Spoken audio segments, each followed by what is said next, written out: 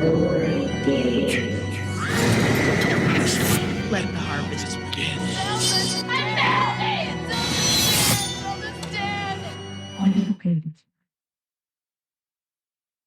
I don't think I ever give the Pee Wee Herman scream enough time.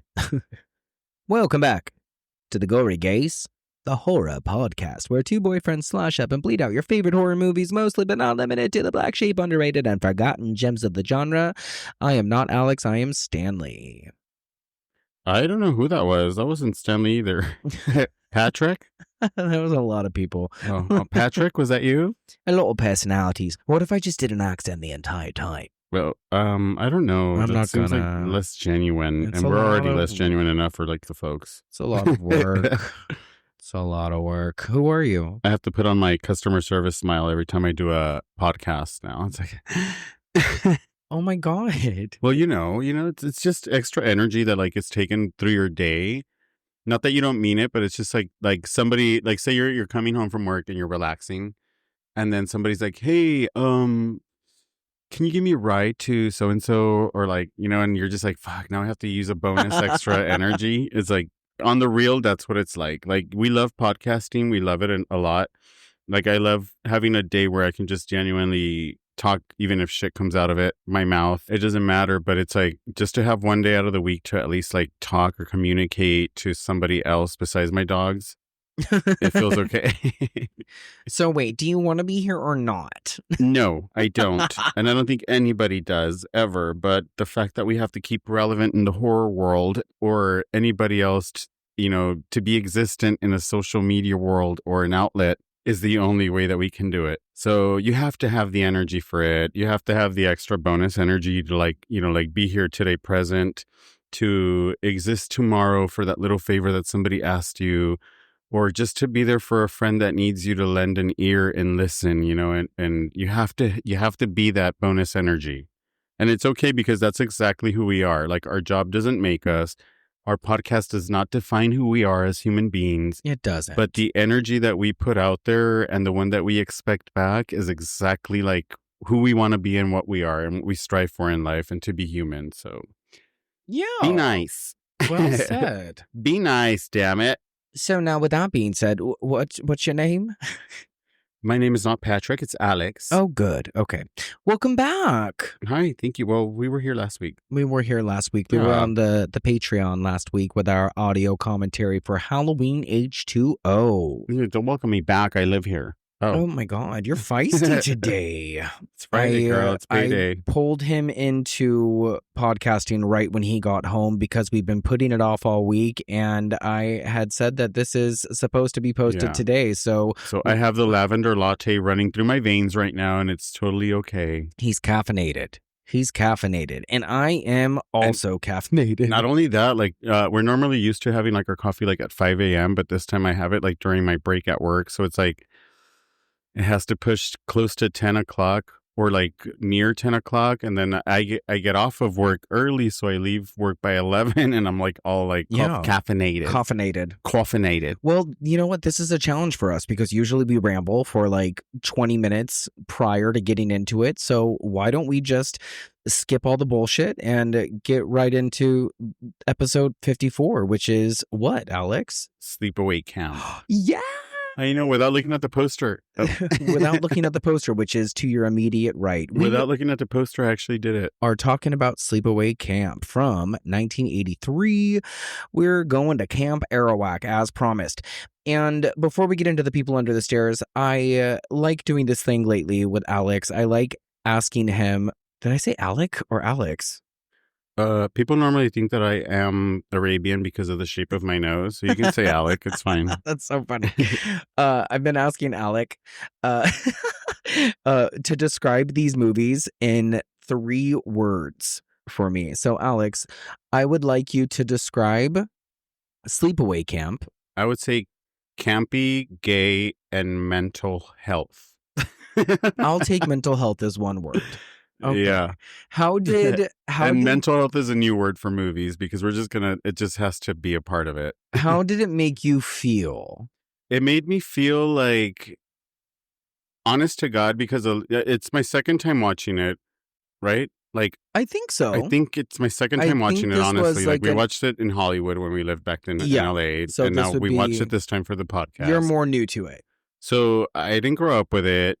It's a film that was out. It's a classic, of course. You bring it up to anybody, they'll be like, "Oh my gosh!" First of all, it's like jaw drop.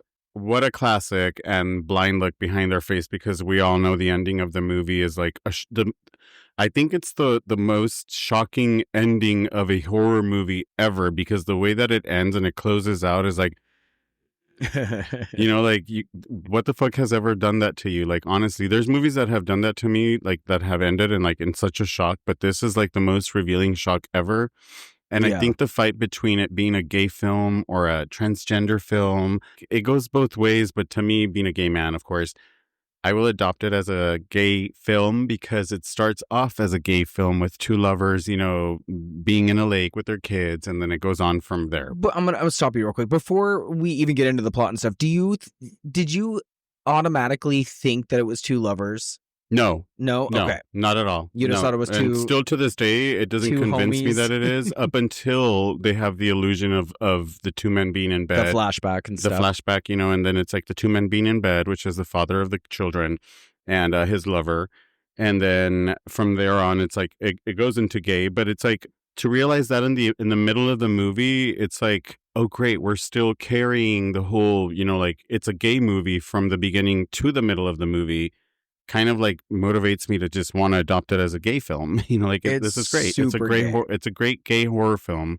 And I think that if you listen to a lot of the artists and the stars that or celebrities that had like been in this film, if you will, celebrities, We'll call them celebrities. they kind of talk about the past and like how some of these folks had like some uncles that were relative to the gay world and they had like gay big old parties and like, you know, it kind of seems like they captured a gay party on film, you know, like honestly, and then just had fun with it and created a horror movie out of it. I think you're referring to Felissa Rose, who plays young Angela. Well, Yes. Angela. Well, Angela. And period, right? her dad had... Uncle. I think it was her dad. Her Was it her dad had like a resort No, that it was her aimed... uncle. Maybe it was her uncle. No. I thought it was her dad. But he had opened a resort that was aimed at the LGBT community, Yes. specifically gay men. Not LGBT. Was it just gay men? Just gay Yeah. men? Okay, cool. So she was very familiar with the gay culture. And guys, hold on. Let me just stop. Not to make it sound like we're all like against LGBT, the whole, you know, QUWXYZ. But it's just like, you know, like sometimes when you find something gay, you want to like just, you know, preserve it in the gay essence because we deserve shit too, you know. And it's like let it just be a gay film. And yes, of course, I understand that it has a big following, you know, with the transgender world and the, you know, like cross dressers and stuff like that. And it's okay, totally. But I think that it gets kind of convoluted towards the end. And I don't want to box this movie into I don't think it should be boxed into the transgender. That's what I thought too, because category. When I first saw it, like you kind of like, of course, the person that's showing you this film kind of like glares at you, like, oh my god, like what is his reaction to the end, you know? And it's like my reaction is like this all had to do with Aunt Martha. So it's like this, to me at the end, it has to do with like mental health being bad because Aunt Martha's the one that put this fucking kid through all this bullshit, you know, in order for him or her to live the rest of their lives living as the way they were. Yeah. But it's like, it's kind of cool to accept the fact that this all started with a woman that had mental health issues, you know, that literally needed help herself and put all that fucking pain onto a child. And this child literally was what suffered, you know, with the essence. I mean, not the essence again, to use that word, but it literally showed what this woman was like living through, you know, because she put all that shit onto this little boy. So it's like, it's kind of cool to accept the fact that, you know, it's okay to say like, wow, this lady was literally really bad mentally, that she bestowed that mental health upon some other child. And this is how mental health gets created, is like, this is why we suffer as kids, because of somebody else's fucking patterns. We're led to believe that Aunt Martha is a doctor, and it's a conundrum because who is Aunt Martha's doctor? Who is Aunt You know Martha's what I mean? doctor? She probably killed him.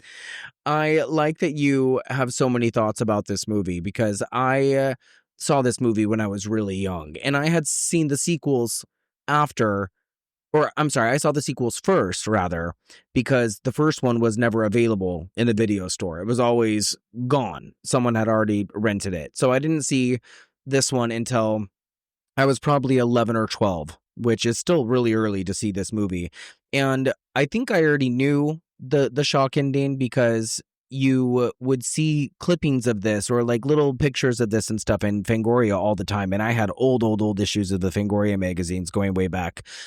And when people talked about this movie, it was like you weren't supposed to be talking about this. It was like the Rocky Horror Picture Show. It was like a movie you were not allowed to. Yeah, you weren't. But like my mom made the Rocky Horror Picture Show sound like something I was never supposed to watch. And I'm sure it was because of all the gay themes and all the stuff that she didn't want me to see because she probably was afraid I was going to turn out gay.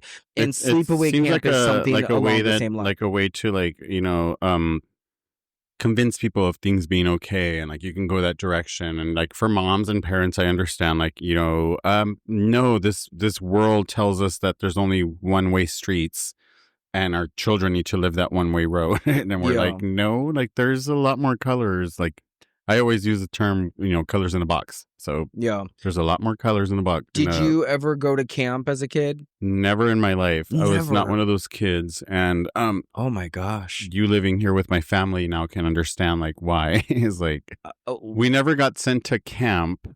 When we were younger, we got sent away to like foster homes because of certain issues that arise at our home as a child. But like I never went to camp. And I don't think that anybody that I've talked to about being in camp has an actual good story about camp. So I don't think I've actually missed out on anything good. Oh, camp fucking sucks. Yeah, like I've never actually heard of anything good coming out of camp or counselors or the adults that were taking care of the kids during camps. I mean, I will say that none of my experiences were anything like this. They make Sleepaway Camp in this look like it's fun. They make the kids look like they're having a good time. And of course, there's a lot of fucked up themes in this one, like the pedophilia. Like I never experienced anything like that. That's disgusting. Of course, there's like the incidents where there's like other boys in your tent, and there's the pre-homosexual like stuff going. Like that's like growing up stuff. Mm-hmm. But like I never experienced any sort of abuse. I never experienced anything terrible, and obviously there was never any murder. But I just didn't like it. It was just a terrible experience in other various ways. I did get stung by bees. I did get dirty. I didn't like being away from my family. Like I just didn't enjoy myself. But the way that they make it look like in this movie, they made it look like they actually had a really good time in certain instances. Like being able to swear to their heart's content and going swimming and having all this great fun. And that's just not what I went to camp probably 5 or 6 different times throughout my childhood, and it was nothing like this. And a few of the times were Boy Scout camp, so I know it was like a different agenda, I guess. I knew a couple of kids, growing up that had gone to camp, and the same abuser counselor was the neighbor. Like they had to grow up next door to their abuser and / neighbor, like for the entirety of time of that their parents would keep sending them over to camp. That's terrible. It's horrible. Up until they were adult enough to recognize that what was happening to them was not right. And they filed a police report and like did the whole process of like, like let's convict this person of like actual having to do with, abusing children in camp. That's so, I mean, really awful. It happens, like a lot of like sketchy, gross things happen in camp, but already like the victim in this movie is already suffering through shit like that before she gets into camp, so it's kind of like this movie just it raises the bar. Yeah, and it came out at a really interesting time too, because we already had movies like Halloween, and we already had movies like Friday the 13th and The Burning, and their movies about camp had already existed, but we didn't have movies where children were necessarily in peril. And what I think this movie did right, or what I appreciated, I guess, was it actually has children, preteens, and teenagers in actual dangerous situations. And ultimately, you have these said teenagers and children getting killed. Like there's a scene where, spoiler, and we're going to talk about it, but we have actual children getting hatcheted to death. And of course, it doesn't show the actual hatcheting, but you get the aftermath, and it's pretty gruesome. And this movie kind of goes for it in a lot of different ways, and it's gruesome and it is daring, and there's a lot of things you wouldn't see today, and it's handled graciously, I guess you could say, but it's also very abrasive, and I have a lot of respect for this movie, and it has standed the test of time. So there are things that you see that are kind of like laughable, but you still take it seriously because of the music and the way that it is filmed and the way that it's jumping out at you at the screen. So I'm really excited to talk about it. And I'm glad that we get to talk about the two sequels that follow as well, because they are such a contrast. They are so different tonally and just in general. So that's all. That's it. That's all. You're over there taking pictures of yourself. I'm trying to get the poster of Sleepaway Camp, but it's too dark. And I never really understood the poster. Well, it says, "Dear Mom and Dad, I've been at Sleepaway Camp for a couple of weeks Almost 3 weeks now, and I'm getting very scared. Everybody's dying," or something like that, right? The tennis shoe and the stabbing of the shoe, which never happens in the movie. It doesn't happen in the movie, but you get the idea that somebody is killing kids. Yeah. Right? The Adidas. It's so it's a good. great day for Adidas marketing. What's the tagline underneath it? You won't be coming home. As a woman or boy. Oh, gosh. You won't be coming home the same. Let's talk about some of the behind the scenes stuff, because we have this on Blu-ray and we watched the behind the scenes making of documentary type of thing. And they got a few of the people involved. Felissa Rose, Jonathan Tiersten, Karen Fields, other people involved in the film to talk about it. And I just wanted to say some key things about the making of the movie, such as Felissa Rose got the part by pretending to eat a candy bar in silence. I thought that was kind of interesting.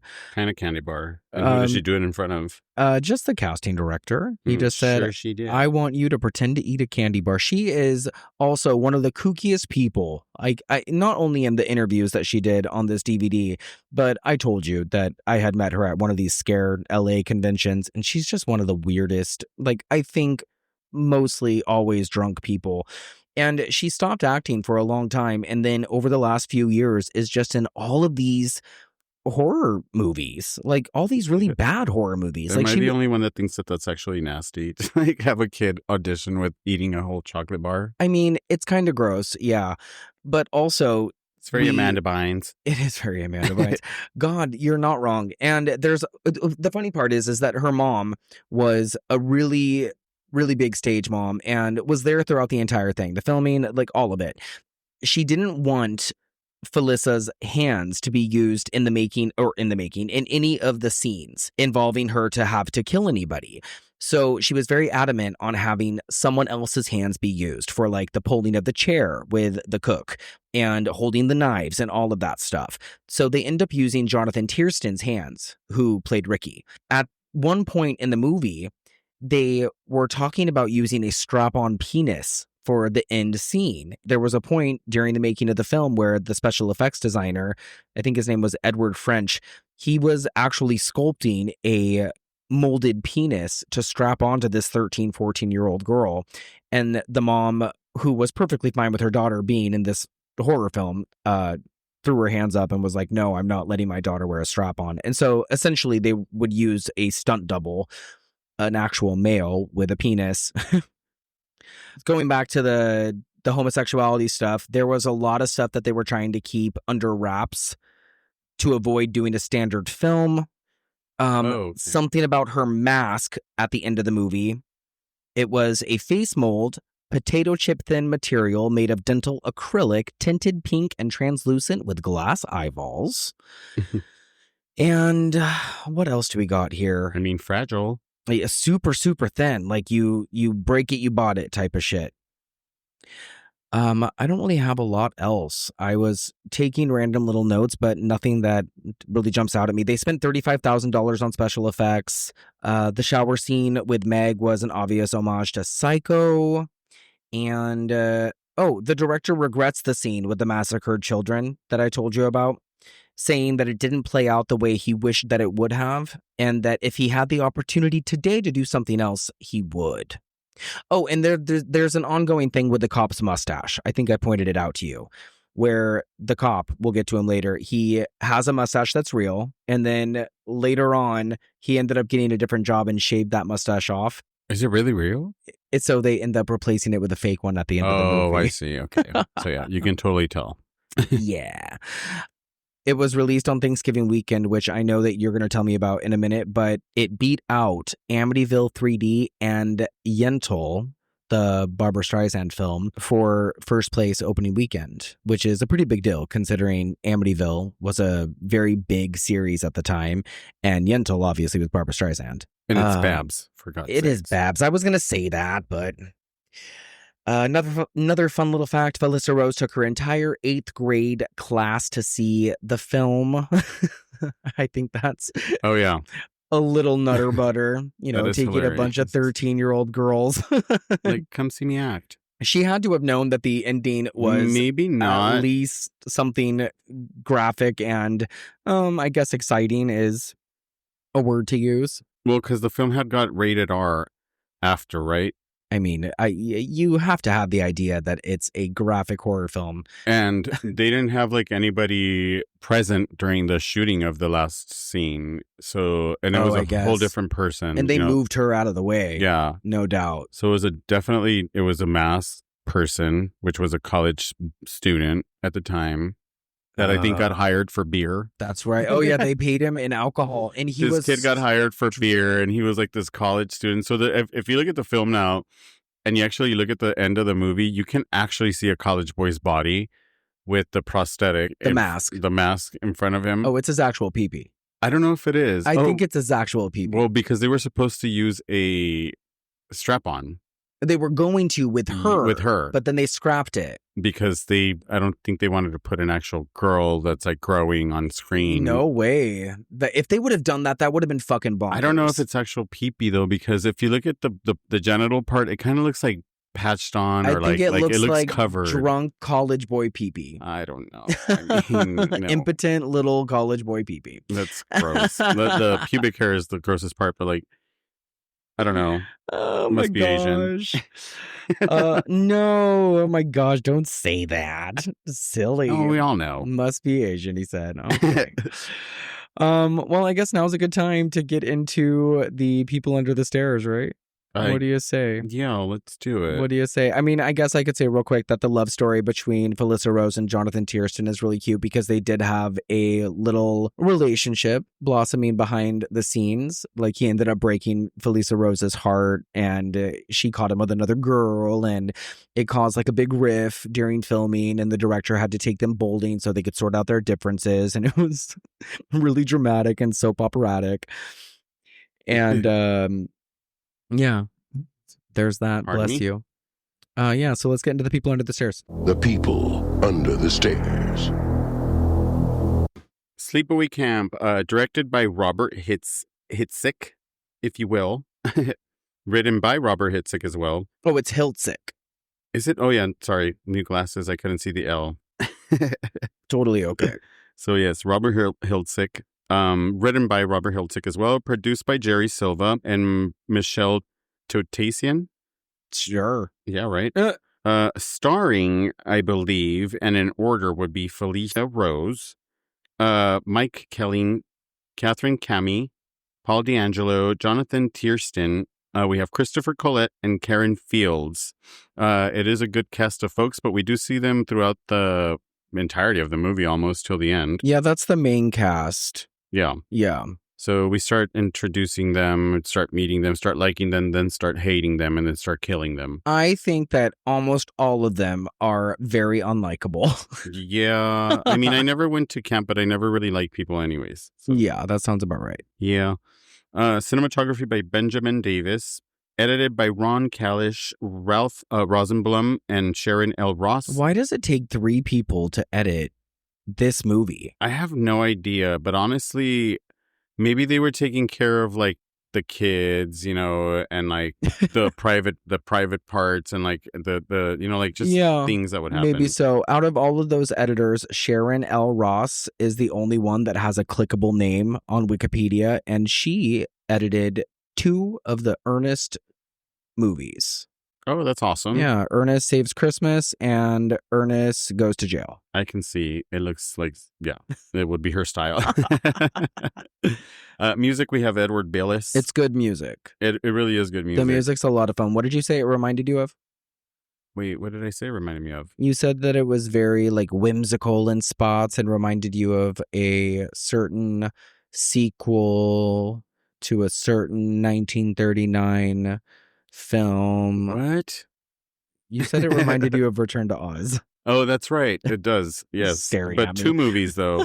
Yeah. It was Return to Oz, and there was a whole other movie. I don't remember the other It sounds one. the same. Okay. I would have to hear it again. So thank you, Edward Billis. Release date, we have November 18th, 1983. And of course, it's in English language. This movie budgeted at $350,000. It made $11 million. It had such a small budget and it made so much back. Yeah, this is amazing. Yeah, what a fucking whopper at the box office. That's awesome. Honestly, the movie being filmed in upstate New York, and we can all see by the colors in the trees and how pretty the campsite is actually. The fall of 1982, which was right between our birthdays, yours and I.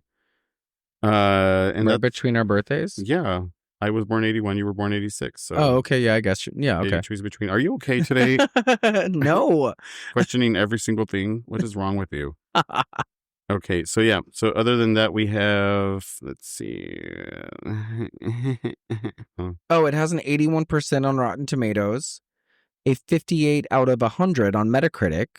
That's all that I really I know. can I see. couldn't really find anything without it being just like whatever's giving. So that's all we have really for People Under the Stairs, and anything else that comes along with that. Yeah, That's all I it's a have for you. very, very well-received movie. Very well-received movie. There is a transgender writer named Alice Collins who writes for Bloody Disgusting, and she has gone on record saying that Sleepaway Camp is steeped in queerness, especially when compared to its contemporaries. In its day, it took a deeper look into the subject matter than that of other films. Angela and Peter's dad is a closeted gay man. There's forced gender bending, which is abuse rather than queer, but people will see it as such. And the majority of the scantily clad people in the film are men with all those very short shorts that leave little to the imagination, while there is little skin shown of the feminine variety. And the reason I bring that up is because you had brought up the mental health abuse that she or he goes through from Aunt Martha. And I also wanted to bring up the fact that when I was little and I had seen this, I think that this probably had something to do with a little bit of a gay awakening as well, because there's so much male flesh shown in this movie. There's a lot of it. There really is from beginning to end. I do think it's funny that Felissa Rose doesn't feel like this movie is transphobic, because I don't know if I do. What do you think? Do you think that this movie is transphobic? Because there's movies like Incident in a Ghostland where I kind of feel like that movie's a little transphobic in the way that they paint their candy truck killer woman. Remember that one? Yeah. Like, I kind of feel like the Cherry Falls also does the same thing. It's a little transphobic, and you put on a wig and you put on some heels, and then all of a sudden, if you're a man especially, you have like a killer instinct. It just kind of paints a bad picture of that particular scenario. Do you think that this movie kind of does that? No, I don't. No? No, I You don't. don't think Like, that, I don't. You I don't think that it- since Angela or Peter rather, was forced into the scenario of being a girl, that had any impact on him snapping at the end of the film? No, because supposedly, according to the film, that's not the reason why he snaps. Like, it's like the reason why he snaps is because like him not no, well, wait, maybe it does have to do with what you're saying. It's I don't know. It's a hard question. Well, no, it's just because the kid was grown. Like, see, there's that part where the other little camp, I forgot his name, was trying to make out with her. Paul. Well, Paul and her like making out. Then she finally pushes him away because she has the whole like, you know, The flashback. the flashback of her dad and her lover in bed, and it kind of confuses her as to why do I have feelings for a boy if I'm a girl, but then I have the same parts as a boy. You know, Right. like it just, I don't know if that's why it triggered him. Like, For all intents and purposes, we're gonna call Angela a girl, right? yeah, because that's what the movie, Angela's a girl. Not up until the end. Exactly. And then to be clear, for the following 2 films, Angela's a girl. She's had corrective surgery and she has become a woman. Yeah. It's just so interesting. This whole thing is so interesting. And I don't think up until this movie, anything had really been done like this before, which is also what makes it really interesting as well. So I think we should just get into slashing up and bleeding out this plot. What do you say? Yeah, let's do it. All right. I'm really excited. Okay, guys, go grab your curling irons. Oh my gosh, no, you didn't. And go grab your bars of soap, because these kids have filthy fucking mouths, dude. I think that these kids need to have their mouths washed out, because at Boy Scout camp, if we were to swear, let me tell you, we'd get a lot more than a bar of soap in our mouth. Yeah, we would. That's like, yeah. Coming from the boy who didn't go to Boy Scout camp. I didn't have to go to Boy Scout camp to have a bar of soap in my mouth. Okay, this is getting very bad. Okay, Sleepaway Camp goes like this. Dear Mom and Dad, I've been at a sleepaway camp for almost 3 weeks, and I'm getting very scared. Welcome to Sleepaway Camp. Someone is watching you. Hey, Mama, reload! Someone is waiting for you.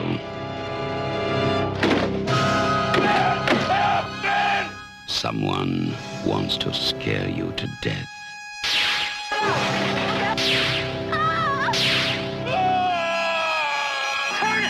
Turn the wheel! Oh my God! Sleepaway Camp. You won't be coming home.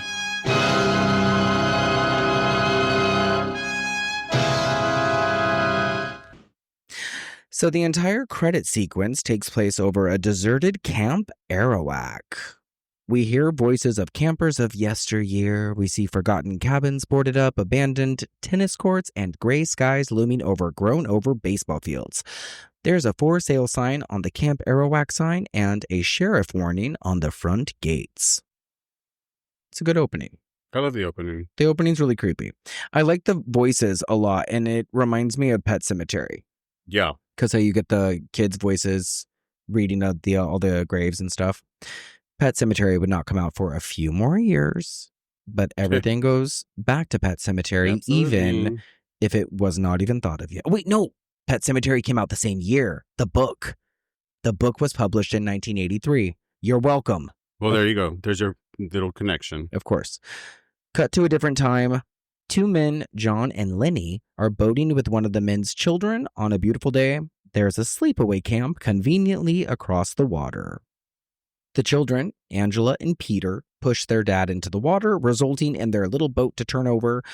At the same time, on the water, there are 2 teens carelessly steering their boat. Their friend is water skiing behind them, hating every second of it. This girl is literally screaming, like crying, water skiing behind, like begging for her life. I would be screaming too. I've never been water skiing ever in my life. Well, you know what? I think that I have before, but I just don't remember it. Maybe I blocked it out, but I just don't think that it's anything that I would have any remote interest in doing. Every time I've been on a boat, any kind of boat, I've gotten sick. I think the same thing would happen to me. I don't know if I can handle boats, but you know what? I've only been like on ferries, not really big boats. Oh my God. I took a ferry from, it was the only way to get there, from Bellingham, Washington to Juneau, Alaska, because it was the only way to actually relocate there. And it was the worst 3 days of my entire life. Oh my gosh. I've never been so sick. Yeah. Never been so sick. It was like that poop cruise. I mean, no, it wasn't. It like the toilets didn't defunct or anything, but that's, looking back at it, that's how it felt in my head. It was like a mental poop cruise. Okay, so she realizes, the girl that is behind on the water ski thing, that they are headed right towards the dock. She is screaming for them to turn the boat because otherwise they are going to run down the man and his children. And that is exactly what happens. They barrel over this guy and his 2 kids. And only one kid and one of the men seem to survive. It's very brutal. There's a body floating in the water. There's a bloody life jacket aftermath. And yeah, you get the idea that there are not a lot of survivors. And you have the girl screaming in the water, "Oh my God, we killed them. We ran them over." Like she's hysterical. And you don't know what happened to anybody else. And this actually happened to one of my friends growing up, which was kind of my God. It's kind of like every time that I see this part, like it's super weird to like watch like the boat go over the person like that, especially when the dad extends the arm, because this happened to my friend, but it went right where her neck is at and it splits the shoulder. So it's like fucking she God. literally lost all, like sense of moving her arm because of that accident. That's really terrible. So to see this like played out, I hate it. That's really terrible. And it's really eerie. Like the way that everything happens, it's very dreamlike. I don't think there's a filter on the scene itself, but it kind of feels like there's a filter. A filter. It's like those dream filters. Like something happens like that to you that traumatizes you. Like that. This is what you're gonna remember. Is like it's like this. Did it happen or not? Yeah, and the way that the other guy, I guess it would be Lenny, the way that he like is looking directly in the water and he just goes, "John." That part is just like, it just sticks with you. It's a really solid opening. And it just leaves a lot for you to think of, like, what the hell is fucking happening here? So we get an 8 years later superimposition, and we meet Aunt Martha. And she is prepping her son, Ricky, and her niece, Angela, who we are going to find out is the surviving girl from the opening we just witnessed. She's prepping them for Sleepaway Camp. And she is a little unusual, to say the least. What do we think of Aunt Martha? You mean Aunt Gladys? Aunt Gladys! Yes! You guys can listen to our little spoiler-filled review of Weapons over at our H2O commentary. But this woman, there's no way that the writer and director of Weapons did not watch this movie and get any inspiration from Aunt Martha for Aunt Gladys. There's no fucking way. No. Aunt Martha is the original Predator. Absolutely. Like, yeah.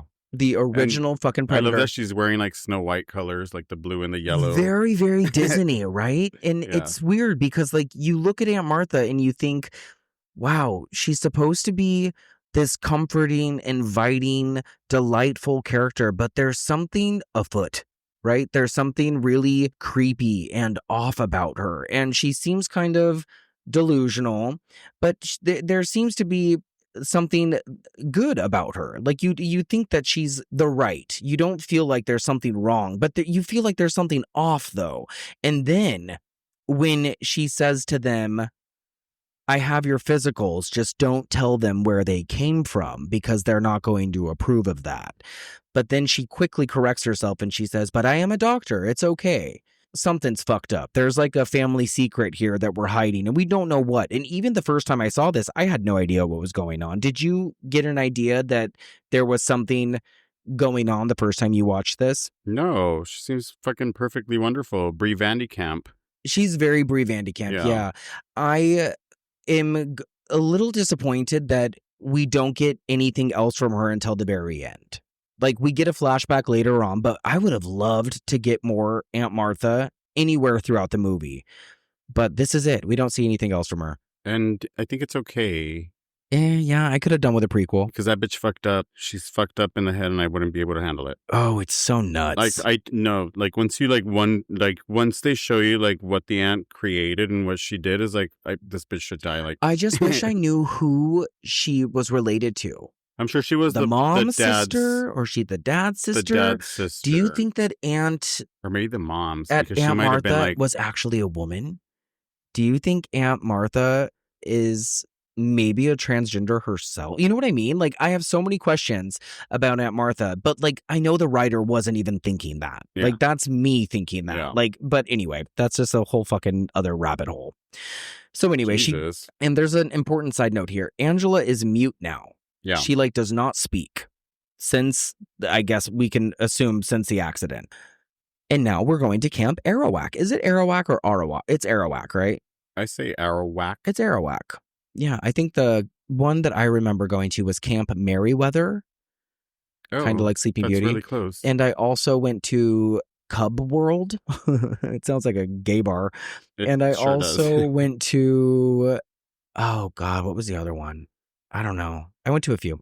Anyway, we meet Ronnie and Mel, who are, I guess Ronnie's the head counselor. He kind of looks like an Italian stallion type of guy in really short shorts and muscle shirt. Like, he has a really ugly face. What do you call those people? A butterface? A butterface. There you go. And then we have Mel, who is the much older owner of the camp. He's just walking around, not really giving a fuck. But we hear her name a lot. Like him. Yeah, we hear her name a lot. And then we have the cooks, Artie and Ben. Ew. Artie is this big perverted. We are going to call him a pedophile because that's who he is. He is referring to the children as young, fresh chickens, baldies, and that they make his mouth water. I mean, if you're gay fucking today, you appalling. had one of those in your life. That's a really terrible thing to say, Honestly, but it's- you know what? a very honest thing to say. That might be accurate. Yeah. That might be an accurate thing. Raise your hand. I am going to say that it's. Ben is the father of James Earl Jones. What were you going to say? I was going to say, put one finger down if you've ever. Oh, goddamn. Gory gays, guys. Gory gays. What did you call the cooks in this crew? You said they reminded you of who? The cooks at Rusty's Pizza out here in Bakersfield. I'm going to give them a business card the next time we see them. Be like, listen to our most recent episode about Sleepaway Camp. How did this make you feel? Like when you were watching this, especially the first time, and then you started seeing the stuff about Artie and the way he was talking about the kids. Did you think it was going to go in a different direction? I mean, it still goes in a pretty fucked up direction, but did you think it was going to be worse than it was? Yeah. Okay. Yeah. It still gets pretty bad. But Right, because why are they even watching them? Why is all of them watching them? Like, And the why are they fact- all out there? The fact that none of the other cooks, like, granted, I'm sure like the assistant cooks, like it sounds like they don't speak English. The way that that Mel talks to them later, he's like, "Oh, like I'll take care of them. An extra $10 a week sound good to you guys?" Yeah. And like they don't respond. Yeah. It sounds like they may not understand, but the fact that James Earl Jr.'s dad like is perfectly fine with everything that he hears out of this fat fucking pig's mouth is so disturbing. It's so bad. Okay, so we meet Paul, who is Ricky's best friend of a few summers now. I think I've already said it, but you're going to learn very quickly, if you haven't, that the kids in this movie talk about tits, they swear a lot, and ultimately will end up taking their clothes off. Yeah. And according to Jonathan Tiersten, this was much like the sleepaway camps that he went to as a kid. He says that in the documentary that he was a frequenter of sleepaway camps, and this is what it was like. This is not what it was like for me. So I want you to know that you missed out on nothing, Alex. Ew. You were fine in your Actually, did I? home life mean- and foster care systems. Did I have to go to camp to get groped and fondled and desired? I mean, I went to camp and did not get groped, fondled, or desired. Oh, I'm sorry. I am too. Then, Unless I wasn't That's paying unfortunate. attention. I know, where the fuck was I? Or where were they? Yeah. Boo. My camp counselors. So Ricky sees Judy, and I'm going to say her name 2 more times. Judy. Judy is our mean girl of the movie. And she is, I haven't been saying anybody who plays anybody because we already went over the people under the stairs, but we didn't say like who plays who. But I'm going to say Karen Fields plays Judy, and she plays Judy to sheer perfection. Between Judy and Meg, they're probably my 2 favorite characters in the movie. They're just such fucking terrible bitches. They're just so awful, and they're just here to be awful and remind you that they are awful. And I'm here for it. There's awful people out there that deserve Yeah. to be fucking killed. Kids can be so mean, and Judy looks like a 13-year-old going on 27. She looks like watching Hello, Mary Lou. Oh my God, you're right. Yeah. Go And, like- listen to that episode. And they're in high school, and it's like, you're old. God damn, dude. And we find out that Judy was Ricky's kind of girlfriend last year, but now she's blossomed, if you know what I mean. And she is getting the attention of the older boys at the camp. And so she doesn't want nothing to do with Ricky because he's a little baby wimp. And I feel like Judy, had she lived, because spoiler, she dies, she would have grown up to be Karen Walker. Oh, yeah. I kind of have that vibe from her. So we also meet Meg, like I mentioned, once we get into the girls' cabin. And we don't call her Meg. We call her M-E-G. M-E-G. Got it? Oh, yeah. And we also meet Susie, her other cohort.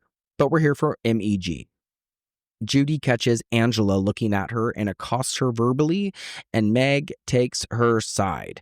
And Alex, what are we noticing about Mel and Meg right off the bat? What do we notice? That they're in a weird relationship, and Mel's like 75 years old. Yeah. And why are you here? And Meg is such a fucking bitch. She says really offbeat comments about Angela, especially about her silence, saying things like, if she'd be any quieter, she'd be dead. Meg is played by, I want to say her name is Catherine Cammie, and she was on All My Children, and she was on Fame. She was probably the biggest catch of the young cast at this time. I think that's worth noting. Over at the rec hall, Meg tells Ronnie that Angela isn't eating, so he takes her to the kitchen to see if Artie, our favorite pedophile cook, will make her something special. And this is where we start getting the notions that Ricky is super protective of Angela, and henceforth, we want to think that Ricky is the killer.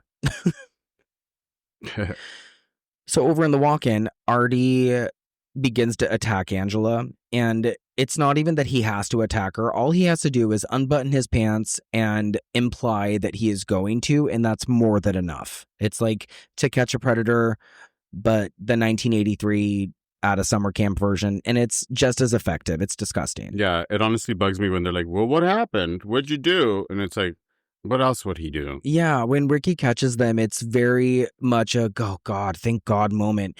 And it's really sad because Angela, even in this moment, stays mute. She's not retaliating. She's just standing there. Like she's just going to let whatever happens happen. And she just stays there with her big eyes. She lets her eyes do a lot of the acting in this movie. And it's kind of interesting because as Felissa Rose grows older, her acting ability definitely waned away. Like she's a very decent little actress in this film, and I think really only in this film. But as she gets older, it kind of disappears. But it's because she stayed quiet the entire movie. I really think that's why. What was I going to say? Oh, I was going to say that I'm happy that the cast, especially in this documentary on the Blu-ray, have good things to say about the actor that played Artie, because he's really good at playing a fucking pig. I just don't like him. I don't like him, and I guess that's the point. And he's going to get what he deserves. He is, because he's left alone to tend this big, unrealistic boiling pot of hot water, which is come on, to boil corn, I guess. Like, when have you ever in your life seen a fucking pot that huge? But they're there to feed like 100 kids, right? But I mean, then have like more pots. You're not going to have like one huge ass pot that you can't actually reach or into. Something. Yeah. So either way, someone pushes Artie and pulls the chair from beneath him, causing this big pot of boiling water to fall onto him, and it melts his flesh. And it's really nasty, but the effects are fucking awesome. Yeah, they are. God, they like have boils on him, like actual blistering boils on his face, and they're like exploding. Yeah. And it's really, really gnarly. I mean, might be a little dramatic by saying exploding, well, but they do they kind of like, it bubbles. Yeah. You know, like, because even I was like, oh, watch it pop. And it's like, I waited for it and it actually never popped. It's funny, you're right, though, because I did exaggerate a little bit, but I remember when I was hearing stories about this movie for the first time and the way that people described certain things, the way that they described it was kind of like that. And maybe then when it's I the saw way we it, see the movie, like, you know, as an audience, like the way we're accepting the movie mentally is like, I could have sworn that popped, like it popped because I turned away maybe before it so. actually completed the pop. So Yeah. maybe in my mind, I'm like, I know it popped. and maybe it's like the Mandela effect. Yeah, Yeah. but turning away from it before it actually finishes, Maybe like, so. that's a thing that we just, put away. That's so funny. So Mel informs the staff not to tell any of the campers, and then this is where he offers a raise to his kitchen employees. And The head cook. All of a sudden, Ben / James Earl Jones's father is okay with outing Artie as having a little devil in him. It's funny that money changes people. You give him $50 more a week, and he's like, "Oh yeah, he did have a little devil in him, that child molester." I've never heard of that. Notice the fly traps. It's the first thing I've noticed because they're literally the first thing that's on screen. They're full of flies. 2 big rolls full of flies. And this is what they're feeding the kids. So gross. Over in the boys' cabin, one of the kids named Mozart is tricked into eating ass. I mean, do you have to trick him? Oh, I don't even know how else to describe this scene, so we're going to move on. We meet Jean, who is the gayest camp counselor who has inspired me to wear crop tops from this point forward, but I need to lose 5 pounds. He's decided to start a baseball game with the rest of the guys, and there is so much dirty talk from this point forward, it's hard to keep track. These kids just start swearing up a storm. Swearing. It's like, eat shit here, eat my ass here, fuck off there. No, it's the most iconic line ever. Come on, it's give it to us. Our sound wave for our Gory Gaydar. It actually is. Yeah, So eat shit and die, eat Ricky. shit and die, Ricky. Eat shit and live, Bill. And it's so good. Beautiful. And we'll throw that in later Beautiful. for everybody. I played baseball as a kid. Did you? As a requirement for school, yes, but What? not by choice. It was a requirement for school? Yeah, you had to play baseball during PE. Oh my God. Like, it was a thing. Like, certain semesters you would run, certain semesters you would like play basketball, baseball, like, and then just train throughout the whole PE experience, which is physical education. That is unbelievable. They forced me to play baseball like on a league for 3 years. Ew. No. I didn't do shit. I just did cartwheels.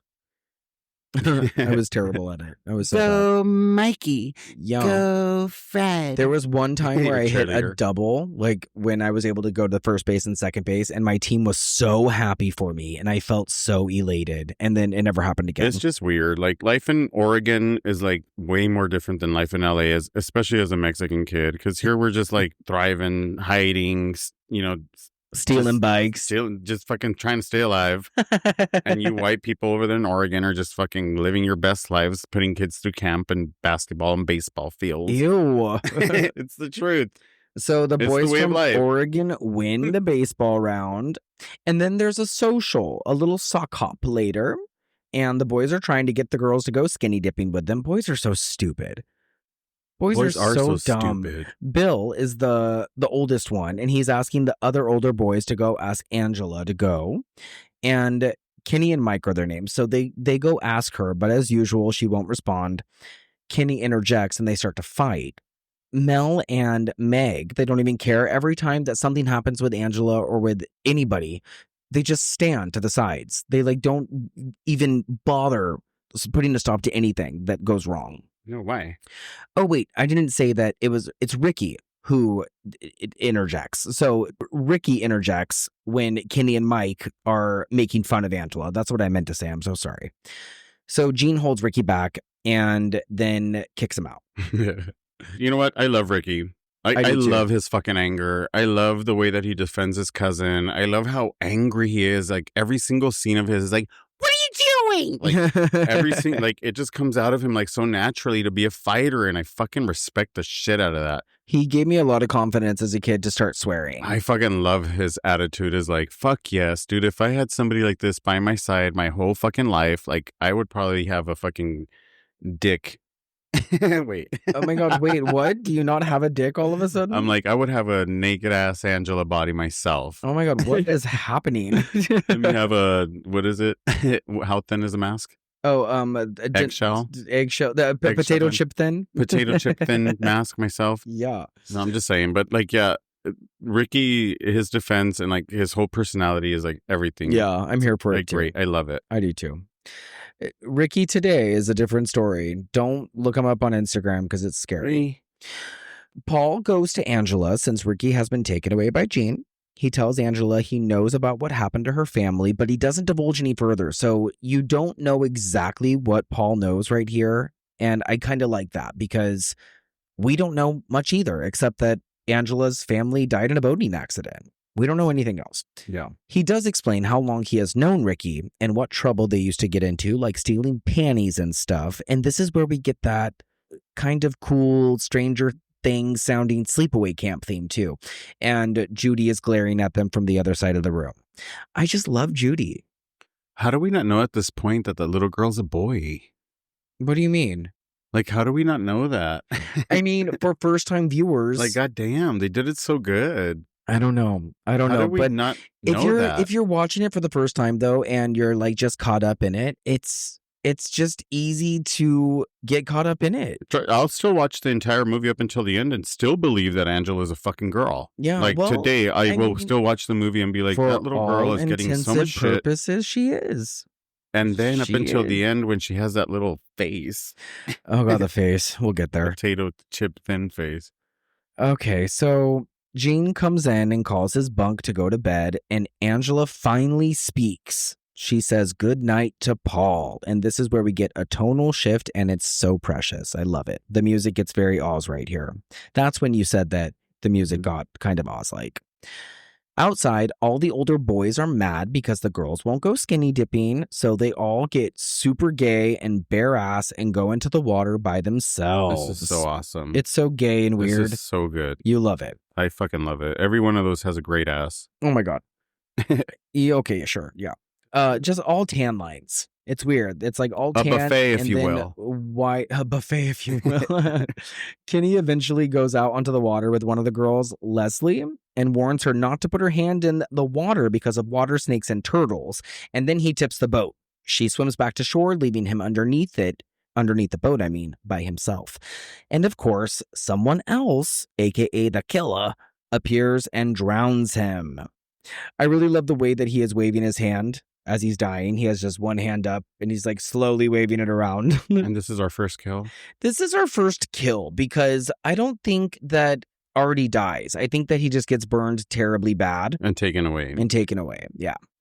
And I'm not counting anybody in the 8 years ago boating accident because that's like a different movie. You know what I mean? All the boys go back to the bunks, and it's funny because they're now done skinny dipping, but they're all perfectly dry. Remember? Remember? Yes, Okay. I do. No, they even have their underwear on. Yeah, it's interesting. One of them even grabs their little... Oh, yeah. Yeah. And then he's like, what does he say? The snakes, the water snakes. Careful with the water stupid. snakes. And they're like grabbing his little... Boys are so stupid.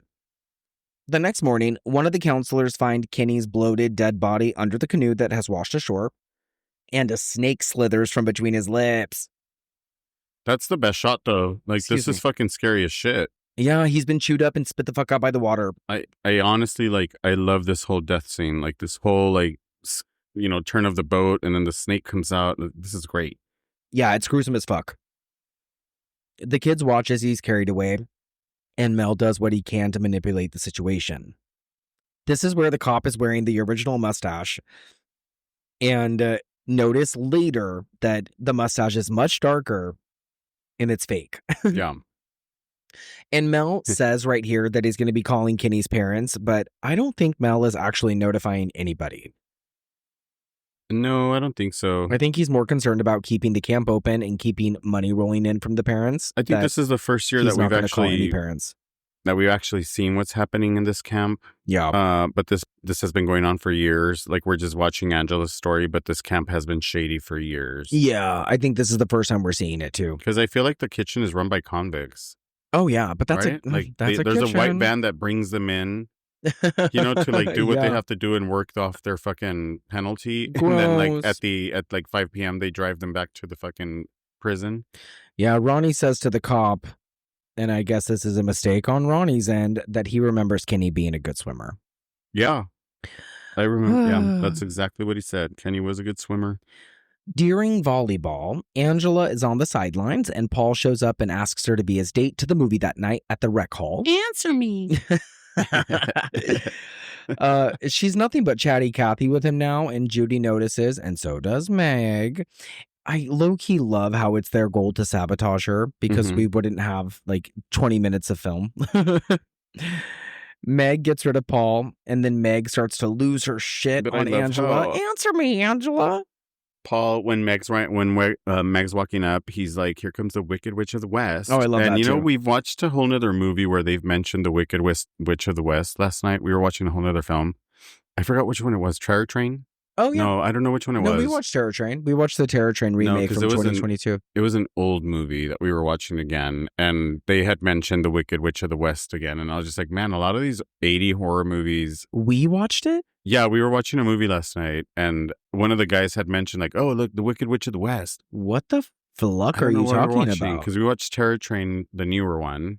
We did. And we watched another one before that. I have And no somebody idea. was approaching, and they're like, "Oh, you're the Wicked Witch of the West." And I was Girls like, Will Be Girls? These movies really like that. I don't know. Yeah, well, I mean, the Wicked Witch of the West is such an iconic, memorable villain. I mean, it must have been the scariest villain back in the 60s, 70s that people from the 80s is the only thing that they bring up, either Frankenstein or the Wicked Witch of the West. I love it. Yeah. Oh, Or and werewolf. they kind of refer to Angela as as Frankenstein too. At one point, they're like, do. They You know, do like the us arms extension. nowadays, we have like fucking Michael Myers, we have Scream, we have like all these other killers I that we watched can Scream today. terrify ourselves with. But back in the days, they only had Dracula, Frankenstein. Well, yeah. Horror movies the evolve. Wolfman, Aquaman. Oh my God, Oh, Aquaman. No, The wait. fuck? You mean the creature from the The Black creature from the Lagoon? Black Lagoon. Aquaman and Okay. So once again, Susie protects Angela from Meg. And I don't see what the big deal is from letting Angela just be. she's just like, you know, like when you start a new job and like people are threatened by her. Oh my God, you're right. She's threatened by her. And that makes zero Yeah. sense. Like, why would She's they an be threatened attention by whore. a mute? Like, but I don't think she comes off as an attention whore. She's just minding her own business, eating her candy bars. An attention whore never comes off as an attention whore. Like they just want the attention. And if they're not seeking it, then they're going to create these little scenarios just to get the attention I guess you're from right. the person that they want it from, which is Paul. Speaking of Paul, after the movie, Angela and Paul skedaddle back to Angela's cabin, and Ricky tries to canoodle with Judy, but she rejects him because now she's more interested in fucking with Paul and Angela. And this is where Paul kisses Angela without her permission, might I add. That kiss. I know, she's clearly uncomfortable. I love Angela's reaction. She's just like, It's like when I kiss Mina. yeah, she's frozen. Like, what the fuck? So Angela goes inside, and then Judy comes out of nowhere and she tries to entice him with her preteen slut magic, but she fails. She's gross. In the boys' cabin, the boys are once again torturing Mozart with shaving cream and smelly socks. And then he pulls a knife on them. I honestly probably would have pulled a knife on him too. I don't know. I think mean, they're so mean to him. it's just a joke. Well, You know, and like, I don't know if I'd like believe this whole scene because like, why are they following Ricky anyways? Like, why are they like well, they love Ricky. listening to him? Like all the younger kids really like Ricky. I don't know. I think Nobody they look up defends to him. It's kind of weird. Well, I don't think anybody really understands what's going on with Ricky and Angela. The only person that has his back is Paul. Yeah, but I think people look up to both him and Paul. I think Yeah. they're like the cool kids out of like the younger bunk. And the other older kids are like a different group. You know what I mean? Yeah. But I was going to mention that I do like when Jean comes in and gets mad and takes the knife away from Mozart, that Ricky is like, oh no, it was just a joke. And then Mozart's like, yeah, everything's okay. And then they like kind of brother up and Yeah. they're like on each other's side. I kind of like the commodity. Is that what We it's all called? like when Jean comes in. The brotherhood. Oh, Gene. His fucking crop tops. He's like the guy from the birdcage, huh? Oh my God, Hank Azaria.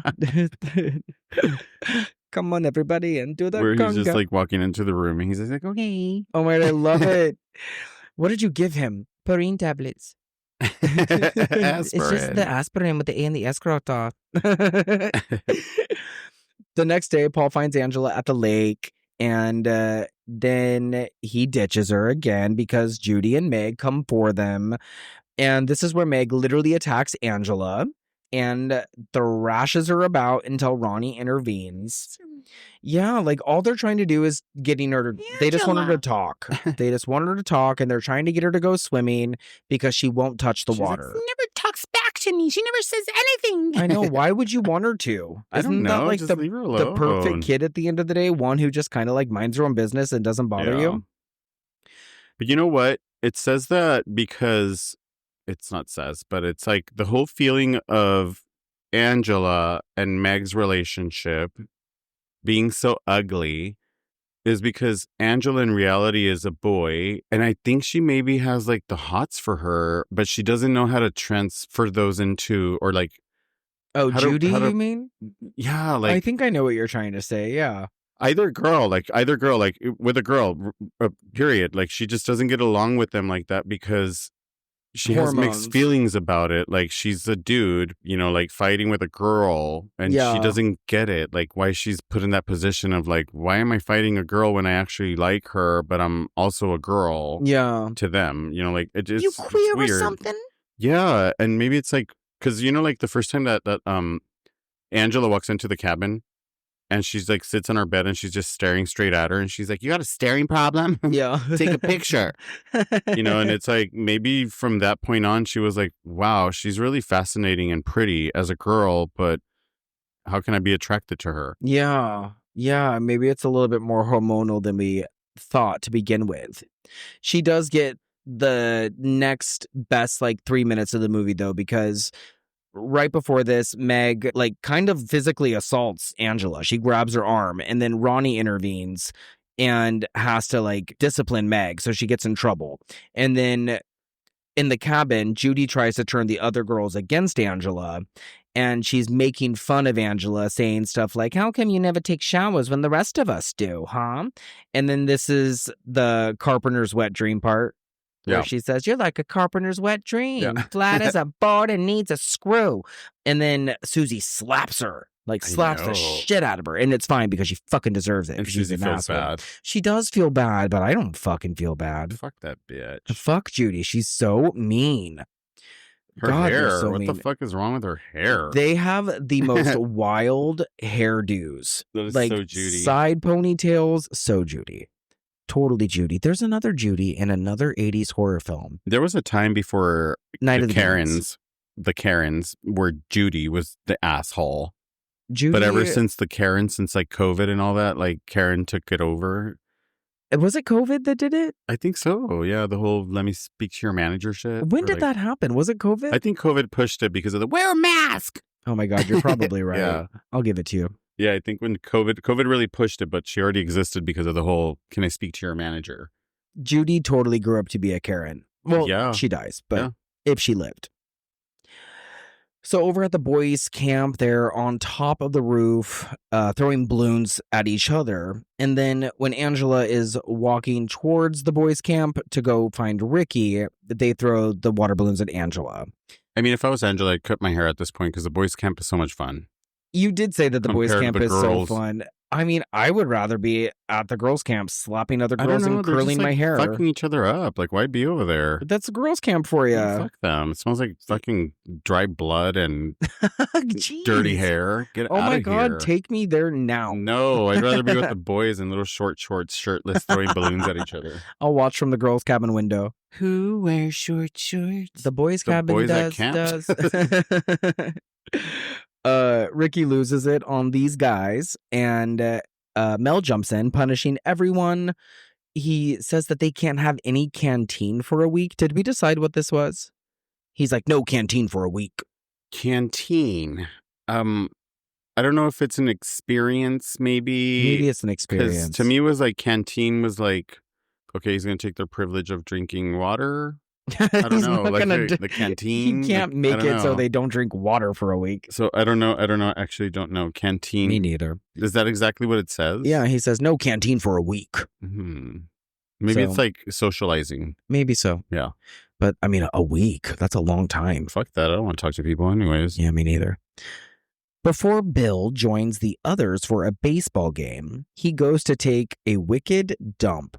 His words, not ours. Yeah. And is then locked in the bathroom stall. And from outside, a beehive is dropped from the window and he is stung to death. We love this.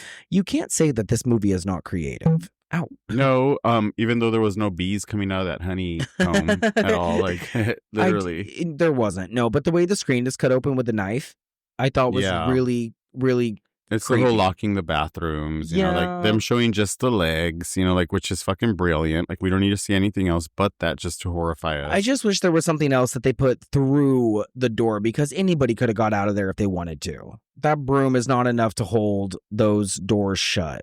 I mean, honestly, it can. But honestly, I didn't need the aftermath. I didn't need to see the face covered in bees. I Yeah. liked it, and it's really effective, and it's scary, but it just, I don't know if I needed it. I could have done with just the hand with bees crawling on it and then having it zoom up a little bit. I didn't need, and then maybe like the forehead covered in bees, but I like didn't the need to head. have the face completely covered in bees. I didn't think it was completely realistic. You really don't even know until you get stung. I've been stung so many times. I got stung for the first time in my life at Boy Scout camp. Oh. Right here by a hornet. Did It was you now? very traumatizing, yeah. So we get more of Mel being concerned with shutting down the camp, more so over than the fact that the kids are dropping like flies. More than the flies that are buzzing around the camp, getting stuck to the flypaper. Gross. He thinks the killer is Ricky, and he decides that he's going to see to it that Ricky is stopped. Cue the unraveling of Mel, which is kind of funny because Mel's not that good of an actor. No, and this whole scene is like, it sucks for Ricky. I really hate this part. Yeah, because they start to Like, I really just hate focus on it. Ricky being the killer. Like, Mel, you're disgusting anyways. Like, nobody wants you, and then you're over here just, like, fucking with a kid. Well, Meg wants him. No, get out of here. Meg wants him. Go away. Later on, Angela is scared by Paul, who is looking over her shoulders for the killer. And they go to the lake, share some more innocent kissing, and while they're making out, Angela has a memory of Angela. her dad and his male friend in Lenny. bed together, John and Lenny. And she and her little brother are watching and laughing. And then the two of them are on top of a spinning bed, pointing at one another. See, but this is the part that confuses people, or at least us, or at least myself, because it's the boy version. It's Peter pointing at Angela, right? Like on the bed. And then like Angela starts fading and starts becoming like Peter, like an image. What you had told me is that you considered it Angela's This is my theory. boy self looking at Angela as what she became. As a past, as I remember, there was a girl version. Angela's a looking at a sister. mirror self of what Yeah. he was. yeah. She was, Yeah. which is Peter, and which is pointing at himself now going, wait. Peter pointing at Angela as Yeah. a girl, saying You were- like, it was if a I'm you, reflection. then who are you? Yeah. And I remember you, but you're not here no more. Then who am I? Yeah, which I think is a great way of looking at it. Which it's super confusing, but it's super fucking effective as well, because as the bed is spinning, like you're understanding that it's just like this whirlwind, you know, in somebody's head that had been created, and now it's like they're living this life, and you're in it now because we're watching the movie, of course. So Yeah. it's like we get to experience Angela's life, like what she's been through, and we're the only ones that understand what's actually going on in her head, because we get the fact that her Aunt Martha is fucked up in the head and she put her through this, and Angela is so confused, like so confused. Yeah. And She's- regardless, she flees after remembering this, and she leaves Paul alone on the shore because, like you said, she's She pushed him confused. away because she's just confused at like, how can I have feelings for a boy when I have boy parts, but also like I'm attracted to these girls at camp. Yeah. It's just weird. Like we don't see that because all we're watching is the horror movie. But once you do the breakdown of it all, and it's like, well, she's actually a boy, so she would have feelings for girls. And it's like maybe wrong to be kissing other boys. And if it's you're a wrong to be boy. kissing other boys because my dad did that, and that was wrong. Which begs the question: does Ricky know? I don't know. Like that's the He one has thing. to know. How did Ricky not know his cousin? He has to know, and that's why Ricky is so protective of her, because he knows He has to know because that it's because this the happened 8 kid years entered ago. The kid entered the home with the bandage, you know, The bandaged head over his because he was head. hurt. Yeah. So, supposedly with the bandage, he was hurt, but Yeah. we never really saw him hurt. We just saw him floating away with a fucking life jacket. Yeah. With long hair, which kind of tricks you. Like, is it a girl or a boy? Yeah. And you don't really question that up until the end. Like, it's just so smart the way that it was created and made, and that's why it lasts this fucking long, and it's getting better with age.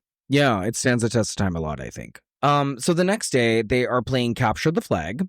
Paul confronts Angela, who is still mad at him, and Judy uses more of her teenage slut magic on Paul, and they run off together in the woods. Ricky asks Angela for help with the game, and of course, Angela catches Paul and Judy kissing, as does Ricky. And I didn't realize that this has become kind of a teen drama. It's like an episode of Degrassi. Yeah. Because you have just teens catching each other kissing and cheating on each other, and they're like 13 years old, and Ricky calls Judy a piece of shit. Remember that MTV show where like girls Undressed? teen it was like teen something. Teen Mom? Yeah. Oh. Teen Mom. It was just like that. Yeah, I guess it's like Teen Mom. There's nobody pregnant. Nobody but pregnant. But, They're going to be pregnant Yeah. soon at this rate. and this is just by the cooks, the camp cooks. Oh, God. Fuck. Gross. We get another lake swimming moment. There's a lot of water in this movie, which I think is kind of thematic. Girl, yeah. if you consider what happened to Angela at the beginning. Paul apologizes to Angela again, and Judy interrupts again, embarrassing Paul, saying Paul called her a prude. So he slumps off. Judy and Meg antagonize Angela again, and Mel occupies Ricky as she's finally dragged into the water. But Mel won't allow Ricky to rescue her because he thinks he's the one killing everybody. And I think that this scene is sad because Angela, I think that if you consider the previous trauma that she's gone through, that this is really devastating. Like, she's screaming, she's wailing, and they throw her in the water. And like, as they're throwing her in the water, you have Judy like taunting her and like poking at her and stuff. And Meg literally has her thrown over the back of her shoulders. It's really sad. I mean, have you ever been scared of something like that? Like, I mean, I used to be scared scared you the of most like that? I used to be scared of the dark when I was little, and my brother used to lock me in the garage. I used to be scared of big grasshoppers. Oh my God, that Like is huge, very big old scary. grasshoppers. I am scared of them now for you. Like the ones from Bug's Life. Ew, Those God. big old grasshoppers. I don't like bugs, That's all. and I don't like mean girls. That's right. Mean Well, girls suck. Yeah, They're so so- giant. they are.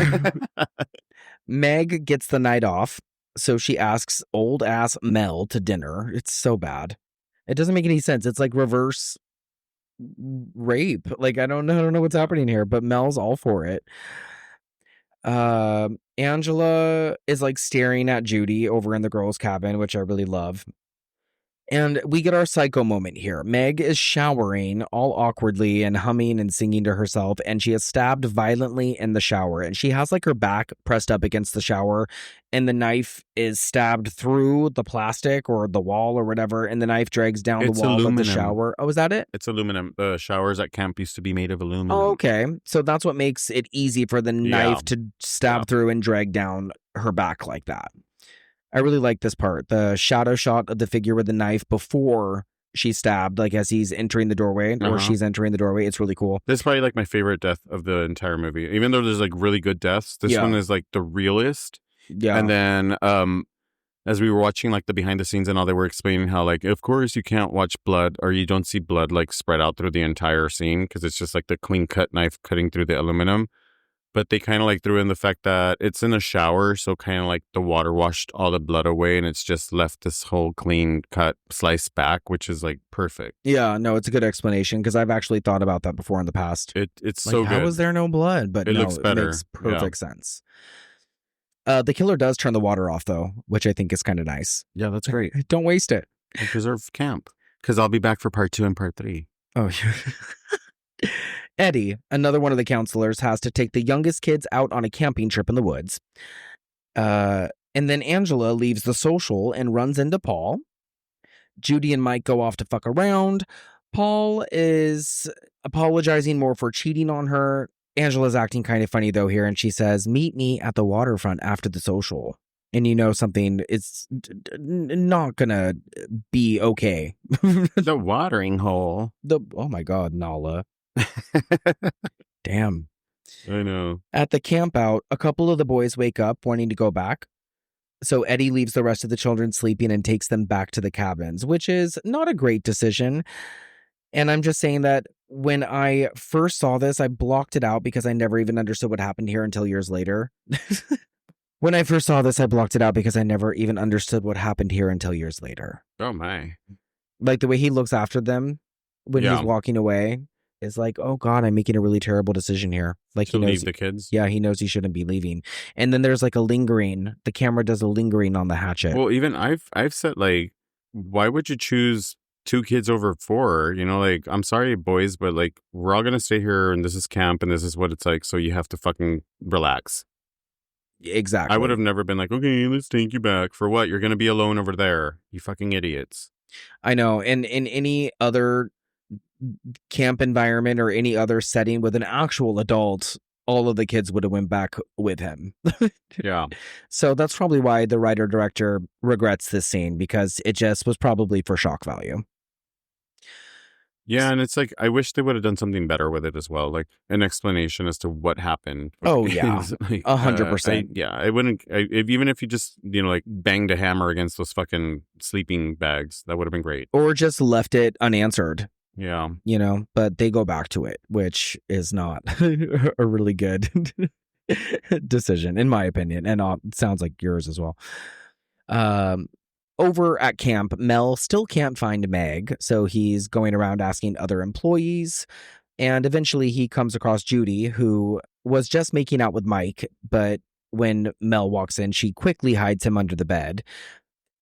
She tells Mel that that Meg went over to go take a shower next door, so he leaves, and then Mike leaves because he doesn't want to get caught.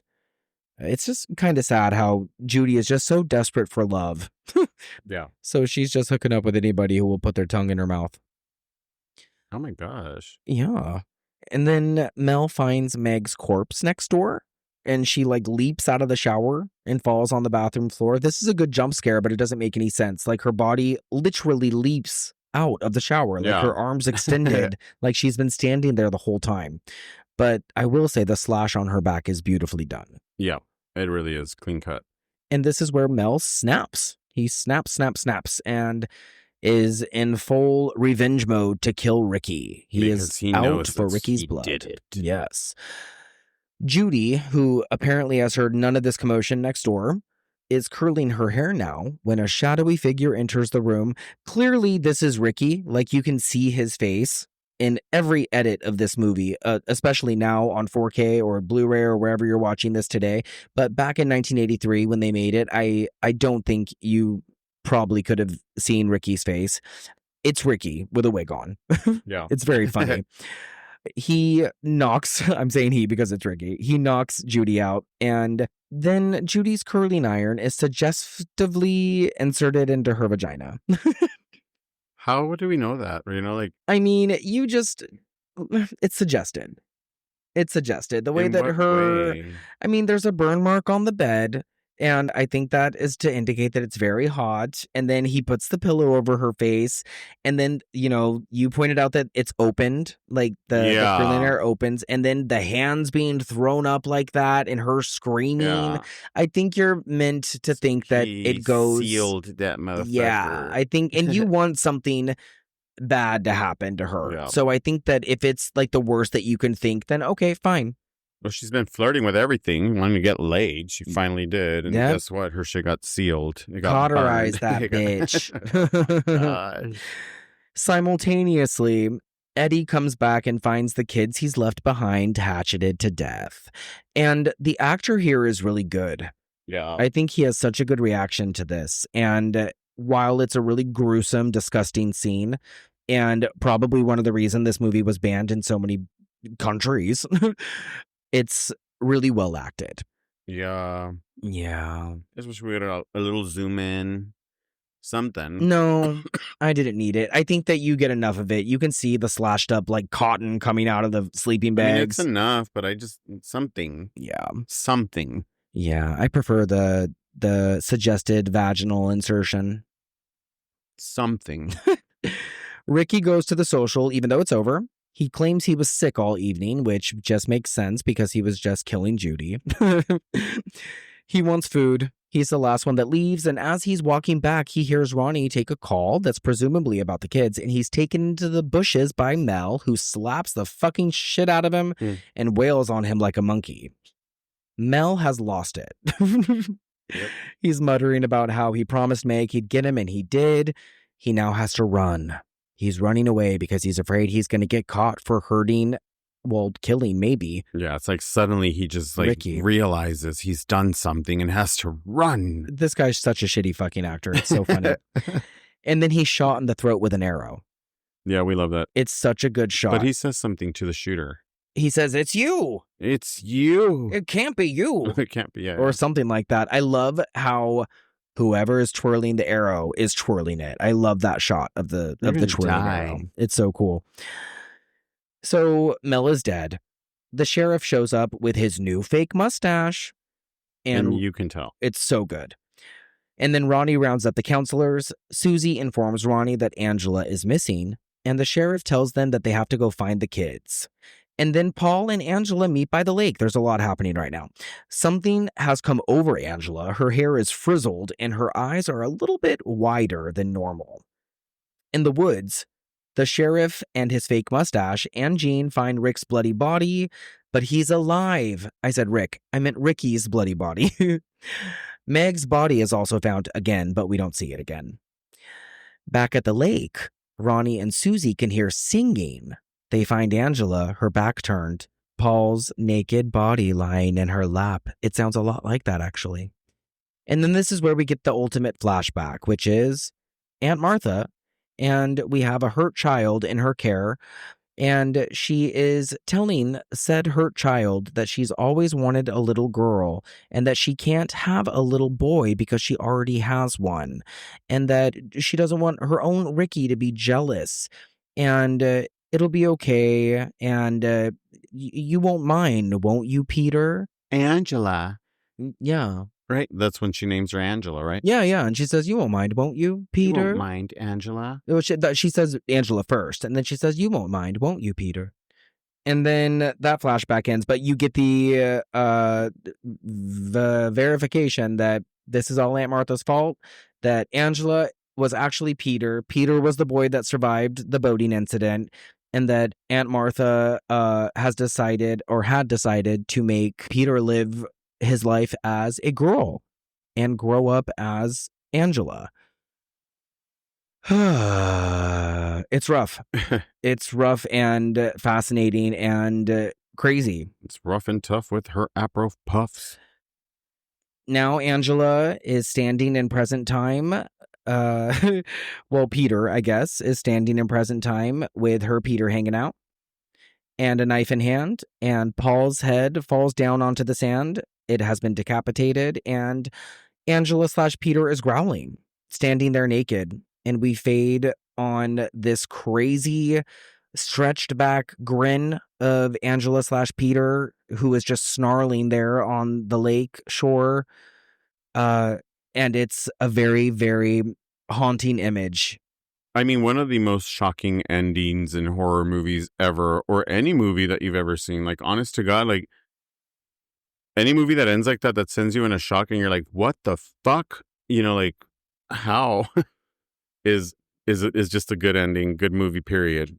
I think that I had seen so many horror movies by the time I had seen this, even at my young age, that it wasn't so much a shock to me as it was just like a slap in the face. Like, what else does this to you? And I know there's movies out there that actually do the same thing where you're just like shocked at the end, but they have to be international films. Yeah, exactly. Like you tend to get desensitized at a certain point. Like, I've seen so much, like I said, to where I don't think it was the most shocking thing I had seen, but it was definitely like a, oh my. Yeah. Like, whoa.